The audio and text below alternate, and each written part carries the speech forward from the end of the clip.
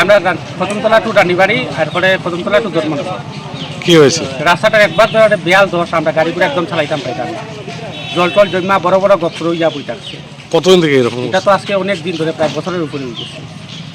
আপনারা কয়টার থেকে স্ট্রাইক করছেন? আমরা সকালে 9:30 থেকে। কোনো আধিকারিকরা আইছে নাকি? না, কেউ আইছে। কি চান আপনারা? আমরা চাই আমরা রাস্তাটা মেরামত হইতো।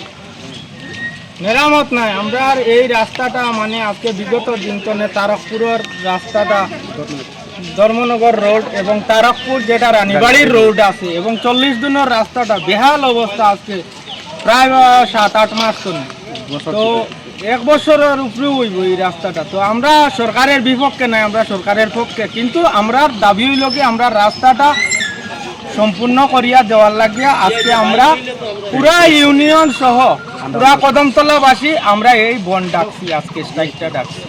এটাই আমরা দাবি ত্রিপুরার মুখ্যমন্ত্রীর কাছে যে আগামী দিন যাতে আমরা এই দাবিটা মানার জন্য। রাস্তাঘাট বন্ধ করছি, এই যে রাস্তাঘাটের বেহাল অবস্থা, আমরা গাড়ি চালাইতে পারি, গাড়ির অনেক ক্ষয়ক্ষতি হয়। কোনোটা রাস্তা প্যাসেঞ্জার লইয়া গাড়ি লইয়া রাস্তার দিকে যাওয়া যায় না, অ্যাক্সিডেন্ট হয়, রাস্তাঘাট ঠিক নাই। তারপর থেকে ধর্মনগর অবধি রাস্তার বেহাল এর লাগে আমরা রাস্তা বন্ধ করছি। তারপর রানীবাড়ি থেকে ধর্মনগর অবধি পুরা রাস্তা খারাপ, বাজার থেকে সব রাস্তা খারাপ, সব রাস্তার বেহাল দশা।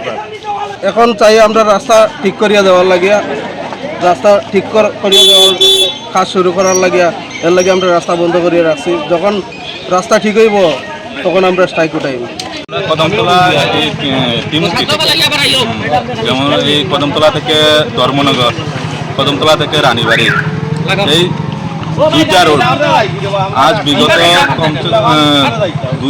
দুই বছর 1.5 থেকে 2 বছরের মধ্যে কোনো কাজ হয়নি ওই রাস্তা। এত গর্ত রাস্তার মাঝে যে সাধারণ মানুষ এবং অন্য গাড়িগুলা যানবাহন চলাচল করতে খুব অসুবিধা হয়। আমাদের প্রতিদিন রোড অ্যাক্সিডেন্টের সম্মুখীন হতে হয়। এই জন্য আমরা আজ কদমতলা বিমাতাতে রোড অবরোধে আমরা বসেছি। আমরা 2টা স্থানে বসেছি, 40 দিনের মুখে। আর রানীবাড়ি, কদমতলা থেকে রানীবাড়ি, আর কদমতলা থেকে ধর্মনগর। না, এখন পর্যন্ত কোনো আধিকারিক আসেনি। যতক্ষণ পর্যন্ত কোনো আধিকারিক আমাদের সাথে কথা বলবেন না, ততক্ষণ পর্যন্ত আমরা অবরোধ কোনো নির্দিষ্ট বলতে পারবো না, অনির্দিষ্ট থাকবে। আমার নাম সুজিত সত্য। এটা বিএমএসের উদ্যোগে নিয়ে এই অবরোধে আমরা বসেছি এবং এখানে কদমতলাবাসী নাগরিকরা আছে, তারা উদ্যোগে নিয়ে আমরা বসেছি। দেখেন, অনেক দিন যাবৎ কদমতলা থেকে ধর্মনগর এবং কদমতলা থেকে তারকপুর বা কদমতলা থেকে ফুলবাড়ির যে রাস্তাগুলো আছে, সেই রাস্তাগুলোর বেহাল দশা। কিছুদিন পূর্বে ডেইলি প্রত্যেকটা রাস্তা একের পর এক অ্যাক্সিডেন্ট হয়ে যাচ্ছে।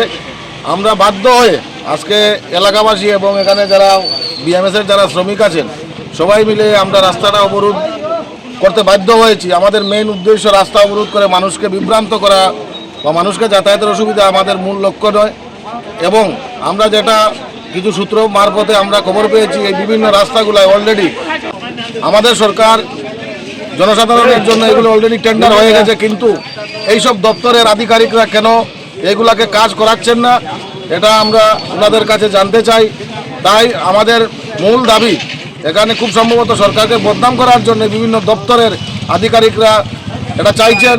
আমরা চাইব যতক্ষণ পর্যন্ত এইসব দপ্তরের, যেমন কদমতলা থেকে ধর্মনগর রাস্তা পিএমজিওয়াই আন্ডারে এবং ন্যাশনাল হাইওয়ে আন্ডারে, এবং 2-1টা যেমন কদমতলা থেকে তারকপুরের রাস্তা, এটা হচ্ছে পিডাব্লিউডি আন্ডারে, এইসব আধিকারিকরা যতক্ষণ পর্যন্ত এখানে এসে এলাকাবাসী এবং আমার বিএমএসের যারা আছেন বাইরে আমাদেরকে সৎ উত্তর পাচ্ছি না, ততক্ষণ পর্যন্ত আমাদের সেই রাস্তা অবরোধ চলবে এবং এটা অনির্দিষ্টকালের জন্য রাস্তা অবরোধে আমরা সামিল হয়েছি।